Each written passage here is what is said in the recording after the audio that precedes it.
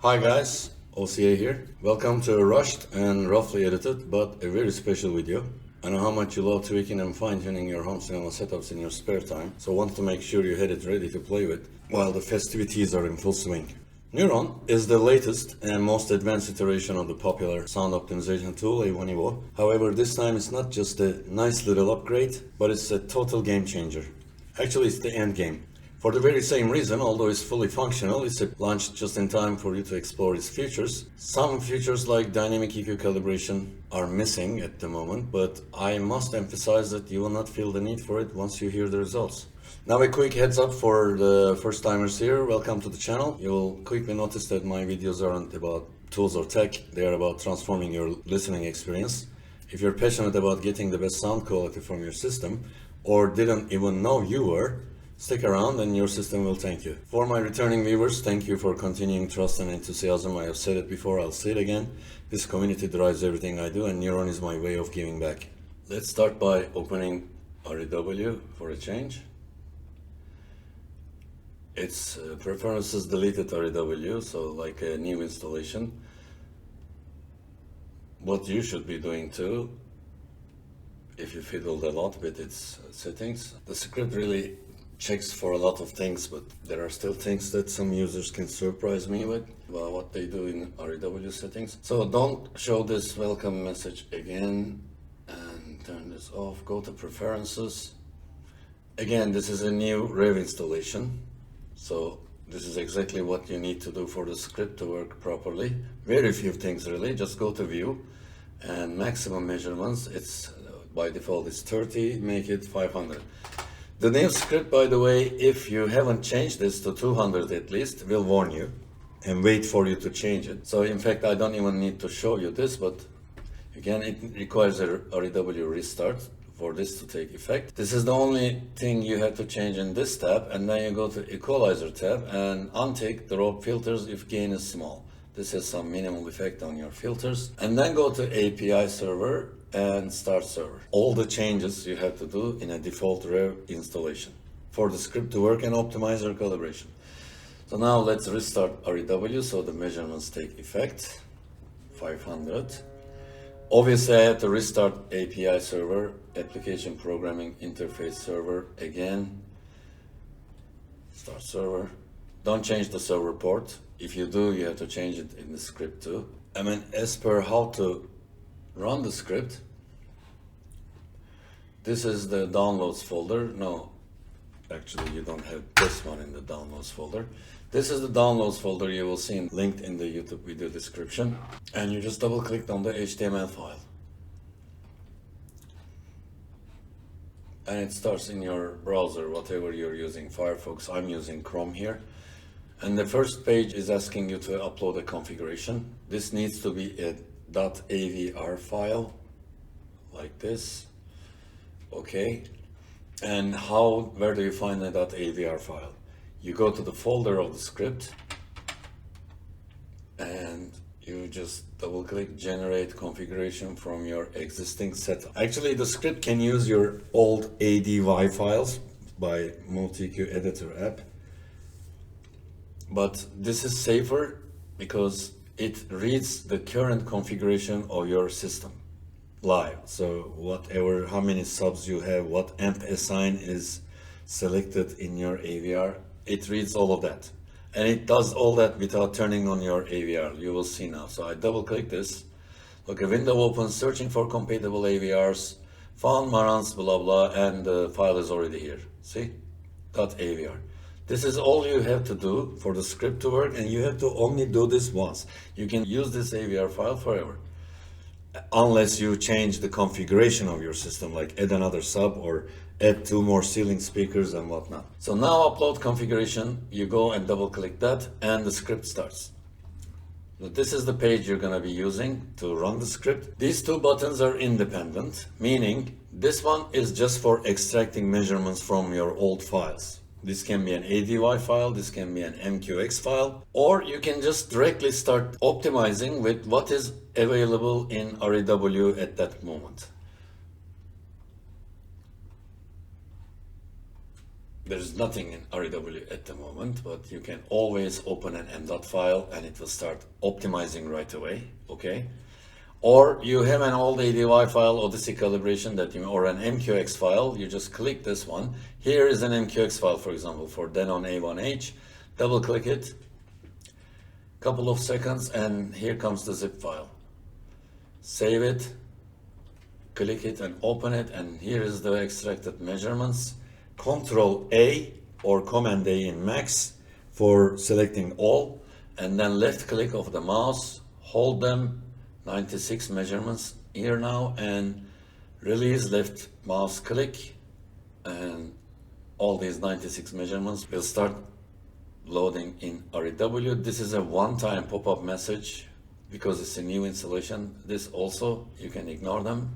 And look, it's uploading the measurements, all 96 measurements. It's taking a while, as you see, this is still rising, and now it's finished. When you see a graph here, it means all measurements are loaded. So you go to all SPL, fit to data, and you can see all 96 of these A1H measurements here.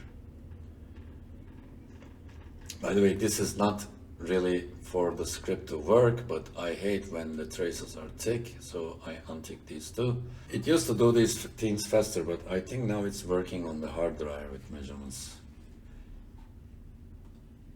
Or I didn't click apply. Yeah, there we go. So this is for MQ-X. Again, you can click it as many times as you want. For example, now I'm gonna extract measurements from this ADY file, and it's much faster. For example, this is a Cirrus Logic DSP amp. It's a 6013 marantz, and they have to be applied MIG calibration, just like MQ-X measurements, which are being applied at MIG calibration, by the way, but the standard MIG calibration, it's not gonna make any difference. And actually, you don't even need your MQ-X measurements, but I just wanted to add it. Some people are claiming that if they try hard enough on MQ-X, they can match the sound of Evo. And this is just to prove that they're wrong. So everybody will end up measuring their system with REW manually at some point, because this is gonna sound incredible. So remove these. For the other measurements, Control A, again, drag and drop, and they're, look, all SPL is so much slower. If you click SPL and Phase tab, it's already all uploaded. When working with the script, you have to be on SPL and Phase tab. For speed, not much else, but I'm not sure. It might cause some problems also with calculations. Never happened before, but better safe than sorry. So this is what this button does. For the green button to work properly, I have to upload my measurements, the .avr file configuration that I uploaded to open the script.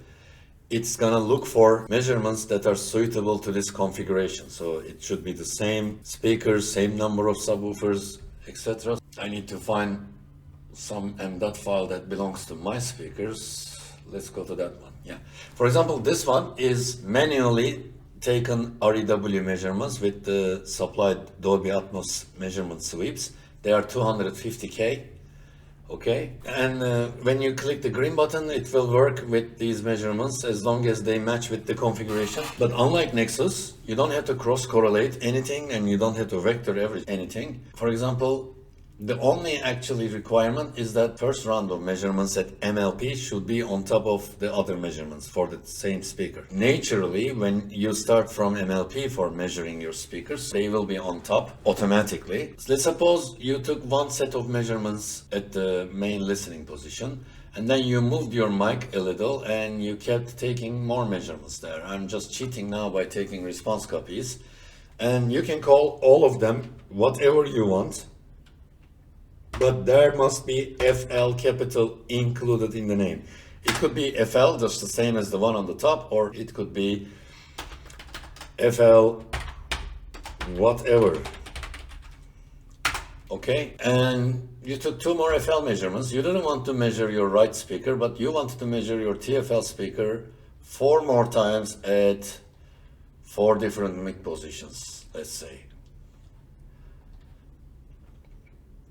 And you don't want to even name them, okay? And this is your measure. And then you took like 2 more subwoofer measurements. But as I said, make sure MLP measurement, this one, is on top of other SW1 measurements for subwoofer, okay? And just click start optimization and it's gonna start. Of course, it said target curve not found because I forgot to upload a target curve. You go to EQ window, you don't need this one. Target settings, house curve, and this is the download folder you will have access to when the time comes. And there's a target curve library, and there's a new target curve, Evo Neuron. Look, it's waiting for you to upload the target curve. It's not throwing an error. Also, even when you don't start API server, it will still wait for you. So it's more forgiving than the previous versions, just so you know. And it started optimizing already on the measurements in Rev. Of course, it's not a wise thing to optimize these randomly copied measurements. So let's do something proper. These are my, you see the strange name there? It was because these measurements were taken by Aaron's tool, Auth, it's called. Anyway, we will go into that detail soon. Let's run the script again. I'm having trouble fitting these two windows on the same narrow screen. In fact, this is an ultra-wide monitor and this is in lower resolution right now and I'm having trouble adapting to it. Okay, upload configuration. We already have my amplifier's configuration, so, and if it's the wrong configuration, it will find it out, it will warn you, so it's not a big deal. You can just start optimization and it will start optimizing it. It's not gonna take long, it's faster than the previous versions, although it does a lot more in the background. The algorithms here are very sophisticated. A lot of the time to generate a measurement in REW will take too long, so it's calculating it itself. Here, for example, it's checking for speaker polarities and it already found my TFL and TFR is out of phase, so wrongly corrected. So how am I gonna fix this? They're on the ceiling, it's very hard to reach them. No, you don't have to. The script will invert them automatically. It's just showing you that they are inverted. And this is correct, by the way. This configuration, I had inverted TFL and TFR. So levels are there, subwoofer level is there. Crossover frequency determination algorithm is also the best ever. It doesn't have a single if clause in the algo. It just finds the correct crossover for your system for every speaker. And you'll be surprised to see that that particular crossover sounds the best. Here's a warning, required inversions will be automatically done by the final .oca calibration file. Do not manually switch polarities. So it's just a reminder, seeing that it's inverted. If you change the speaker cables and if the calibration also inverts them, you will have it inverted twice, so you will not be fixing it. If you really want to physically invert your speakers, you have to remeasure them because this calibration is going to invert them. All pass phase filter added to speaker to improve dips for RHL, and here SRA also. So these are technologies you've never seen before and you've never heard before, and it's finished. That's all. And the file extension is .oca. I don't know what this stands for, I have to ask Aaron, but you just save it.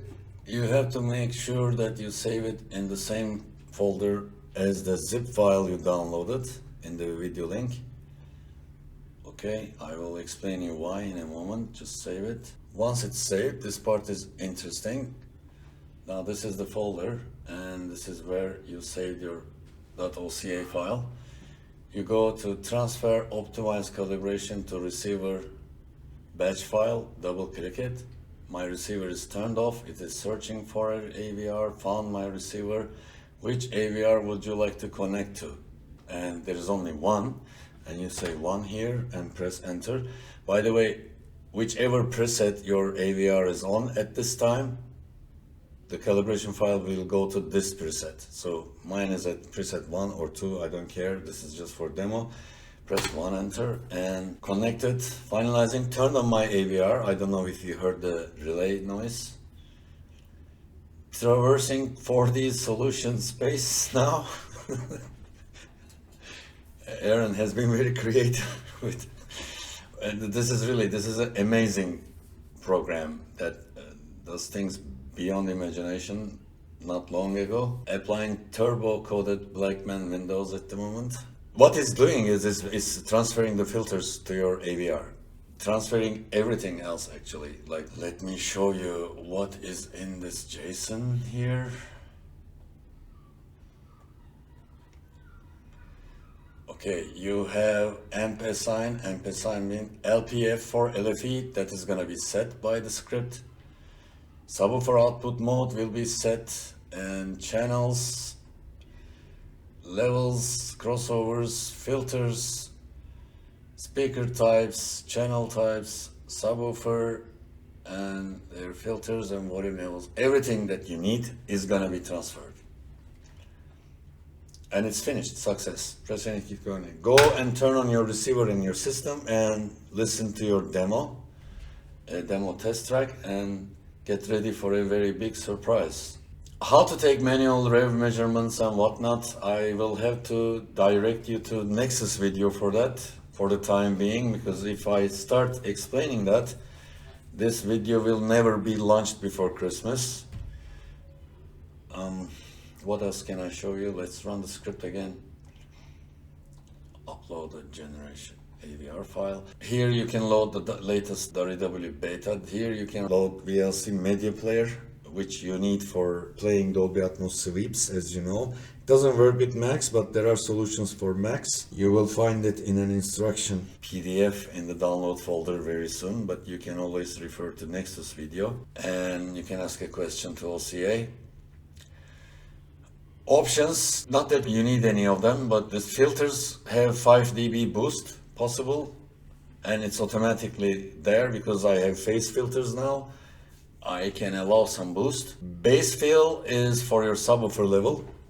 Rather than manually increasing your sub volume or decreasing it after the calibration, optimized calibration, if you do it here, then all the filters will be generated accordingly. So this basically just increases your subwoofer level or decreases it by 5%. But keep it at default. It's very successful in finding the correct subwoofer level for your particular sub. And remove soft roll. This is going to be disabled for all denons and some marantz receivers. Marantz receivers have a soft roll in high frequency. It's embedded. It's called the marantz sound. And if you have a marantz receiver, this will be available to turn on. And if you turn this on, it will remove the soft roll. So this is going to cause some boost in high frequencies, about 2 dB high shelf with a Q of square root of 2 over 2, and it will eliminate the complete marantz sound. Some people like to hear the high frequencies. They are lucky. I don't hear these frequencies anymore, so this option is totally useless for me, but it's there. And before we wrap up, I want to mention that this additional program, WTF, which helps Neuron communicate directly with your receiver, was developed by Aaron Stows. It's an essential part of what makes Neuron so seamless and automatic. For the purpose of this video, I have explained just enough about how to use it effectively. However, if you're curious about the deeper details and capabilities of Aaron's program, there's good news. We'll be releasing another video soon where Aaron himself will walk you through everything you need to know. He will explain how the program works, its unique features like ability to measure your system, and how it complements Neuron to deliver the ultimate home theater optimization experience. So stay tuned for that video. It's going to be a great follow-up what you have learned here today. Thank you for watching. Don't forget to like, subscribe, and leave a comment if you have any questions or feedback. I can't wait to see what you all achieve with Neuron. Merry Christmas and Happy New Year to you all.